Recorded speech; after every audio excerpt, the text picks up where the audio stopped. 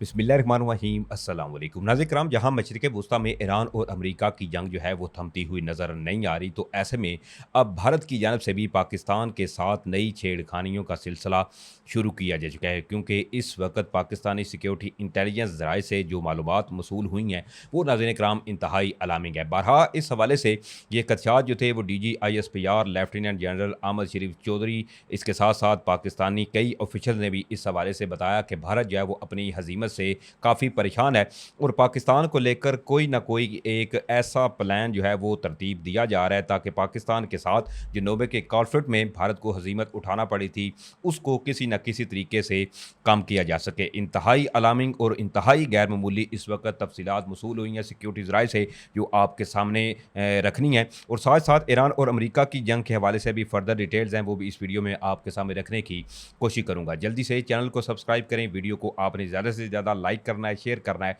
बहरहाल चैनल को रिपोर्ट किया जा रहा है तो आपसे दरख्वास्त है कि एक की बजाय ज़्यादा से ज़्यादा कमेंट्स करें और कमेंट्स में पाकिस्तान जिंदाबाद का नारा आपने लाजमी कमेंट्स करना है, क्योंकि पाकिस्तान है तो हम हैं। नाज़रीन किराम, जहां ऑलरेडी दुनिया जो है वो इस वक्त तीसरी आलमी जंग की जानब जाती हुई नज़र आ रही है, तो वहीं इस वक्त पाकिस्तान का अजली दुश्मन भारत जो है वो भी अपनी मुख्तलिफ चालबाजियाँ या इसके अलावा मुख्तलिफ पाकिस्तान के खिलाफ, चाहे अफ़गानिस्तान के साथ मिलकर प्रोपेगेंडा करना हो या पाकिस्तान के खिलाफ हरदासराई से भारत की सरकार बाज नहीं आ रही। अब सूरत हाल ऑलरेडी आपके सामने है कि अफ़गानिस्तान के थ्रू भी भारत ने पूरी कोशिश की कि पाकिस्तान के साथ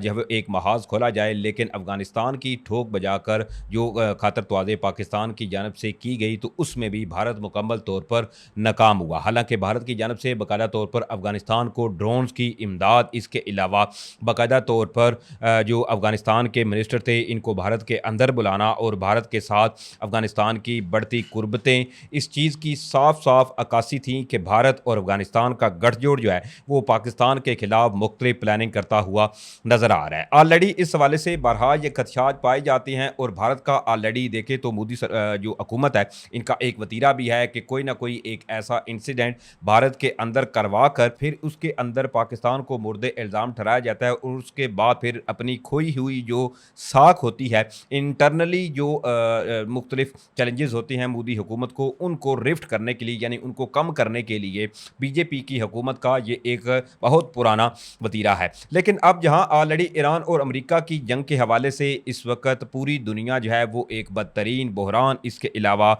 ऑयल या गैस की शार्टेज का जो बहरान है उसका सामना करना पड़ रहा है, तो इसमें भी भारत की जो सरकार है वो होश के नाखून लेते हुई नज़र नहीं आ रही, क्योंकि अब इस हवाले से पाकिस्तानी इंटेलिजेंस ज़राए ने जो मालूमात फराम की हैं नाज़रीन किराम वो बड़ी अलार्मिंग है। सबसे पहले आपको मैं इस हवाले से बताऊं और ये खबर आपने नहायत ही गौर से सुननी है और इस वीडियो को आपने शेयर भी लाजमी करना है ताकि जितने भी पाकिस्तानी हैं उन तक ये खबर जो है वो पहुँचाना आपका फ़र्ज़ है। अब नाज़रीन किराम, इसके हवाले से खबर ये सामने आई है कि सिक्योरिटी ज़राए के हवाले से ये खबर सामने आ रही है। सिक्योरिटी ज़राए ने बाकायदा तौर पर इस हवाले से तस्दीक की है कि पाकिस्तान की इंटेलिजेंस एजेंसी ने जी भारत की खुफिया कम्युनिकेशन को डिकोड किया है। अब इसमें जो खुफिया कम्युनिकेशन डिकोड की गई है, अब इसमें सिक्योरिटी ज़राए ये बता रहे हैं कि भारत पाकिस्तान के खिलाफ फॉल्स फ्लैग ऑपरेशन की मनसूबाबंदी कर रहा है। भारत की जानब से पाकिस्तानी कैदियों को रिहा करने का मनसूबा है। सिक्योरिटी ज़राए के मुताबिक भारत पाकिस्तानी कैदियों को मकबूजा कश्मीर के सरहदी इलाकों में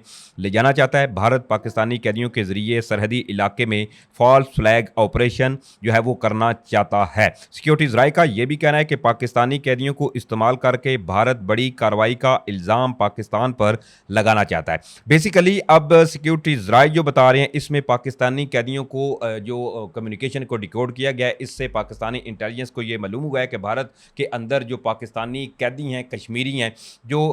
भारत के अंदर हैं, तो उनको पहले तो रिहा किया जाएगा और उनके थ्रू बाद में फिर कोई ना कोई एक ऐसा फॉल्स फ्लैग ऑपरेशन किया जाएगा जिसके बाद एक ढंढोरा पीटा जाएगा कि पाकिस्तान की जानब से जी ये भारत के अंदर सानिया किया गया, जो ऑलरेडी भारत की सरकार का एक पुराना वतीरा भी है। अब इसके साथ साथ सिक्योरिटी ज़राए जो हैं वो ये भी कह रहे हैं कि जहाँ एक जानब इस कार्रवाई का इल्ज़ाम जो है वो पाकिस्तान के ऊपर भारत लगाना चाहता है, तो वहीं भारत फॉल्स फ्लैग ऑपरेशन को बुनियाद बनाकर पाकिस्तान पर सरहदी कशीदगी जो है वो भी शुरू करना चाहता है। सिक्योरिटी ज़राए के मुताबिक भारत का मकसद पाकिस्तान की फ़ौज को मशरकी सरहद पर भी अंगेज करना है। ऑलरेडी मगरबी सरहद जो है वो हमारी अंगेज है। अफ़गानिस्तान के साथ पाकिस्तान के जो कशीदगी है वो ऑलरेडी चीज़ें आपके सामने हैं कि अभी आप देखें कि अफ़गानिस्तान के अंदर जब से पाकिस्तान ने अपना ऑपरेशन गज़ब-लिल हक़ शुरू किया हुआ है, तो इसमें देखें तो कई हद तक दहशतगर्दी होती थी या जो खुदकुश हमले या सिक्योरिटी फोर्सेस के ऊपर जो हमले थे, उनमें नुमायाँ कमी आई है क्योंकि पाकिस्तान की जानब से जो अफ़गानिस्तान के अंदर कार्रवाइयाँ की गई हैं, इसने तकरीबन तहरीक-ए-तालिबान पाकिस्तान, इसके अलावा जो तालिबान का ये गठजोड़ था, इसकी कमर तोड़कर रख दिया है। एक जानब जहाँ ये सूरत-ए-हाल इस वक़्त सामने आई है भारत के हवाले से, तो इस हवाले से फ़र्दर ये भी बताया जा रहा है कि इसको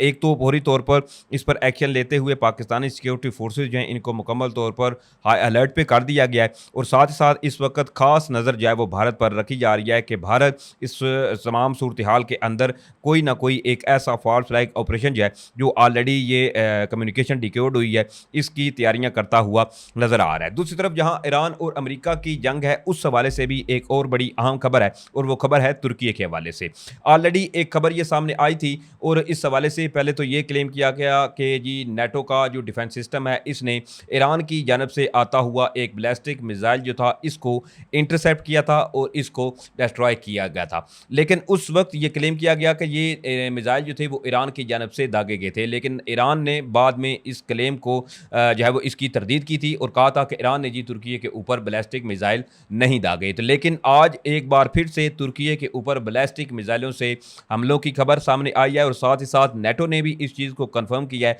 कि इनके एयर डिफेंस सिस्टम ने तुर्की की जानब जाते हुए जो बैलिस्टिक मिसाइल्स हैं, इनको इंटरसेप्ट किया है। अब इसके हवाले से जो तर्जमान है नेटो के, वो ये कहते हैं कि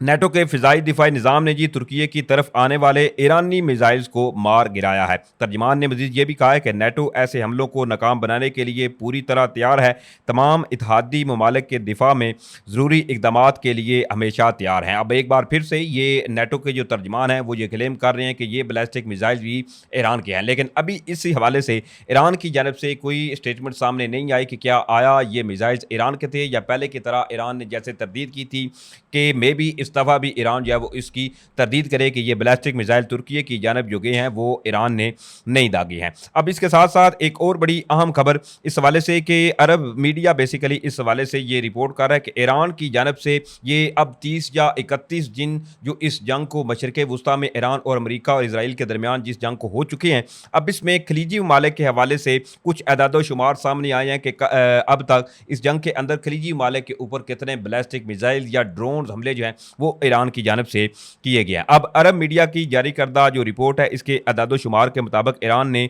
30 दिनों में खलीजी ममालिक पर 5200 से ज़ायद हमले किए हैं। अरब मीडिया के मुताबिक सऊदी दिफाई निज़ाम ने 30 दिन में 57 मिसाइलों और 1006 जो ड्रोन थे इनको मार गिराया, जबकि कुवैत पर ईरान ने 309 बैलिस्टिक मिसाइलों और 616 जो ड्रोन थे इनसे हमला किया। इसके साथ साथ अरब मीडिया की रिपोर्ट के मुताबिक कतर पर ईरान ने 206 मिसाइलों, 90 ड्रोन्स और 2 जंगी तैयारों से हमले किए, जबकि बहरीन ने एक माह में ईरान के 174 के करीब मिसाइल्स, इसके अलावा 391 यानी 391 के करीब जो ड्रोन तैयारे थे इनको मार गिराया है। ईरान ने यूएई पर 413 मिसाइलों जबकि 1914 ड्रोन से हमले किए, जबकि सल्तनत ओमान में ईरान ने 19 ड्रोन हमले किए हैं। अब इस फिगर के अंदर भी देखें तो बहरहाल जिस तरह से मैं आपको अपनी वीडियोस में बताता रहता हूं कि इस ईरान और अमेरिका की जंग के अंदर सबसे ज़्यादा जो हमले किए गए हैं वो मुत्तहिदा अरब अमारात के ऊपर